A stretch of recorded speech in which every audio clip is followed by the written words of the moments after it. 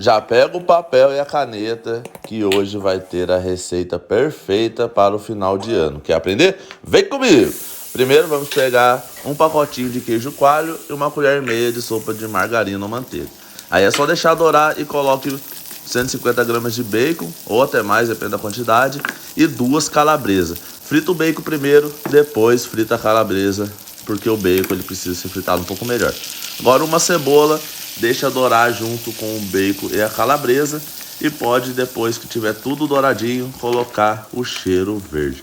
Galera, se quiser temperar de outras maneiras, pode fazer tranquilamente, é a gosto, beleza? Aí é só pegar uma farofa, já peguei uma farofa temperada, misturar e depois vir com o queijo coalho por cima. Isso fica muito bom. Quer continuar a receber receitas para final de ano? Deixa aí nos comentários para eu saber se vocês realmente querem. Eu quero receita para o final de ano. Um grande beijo, um grande abraço e falou!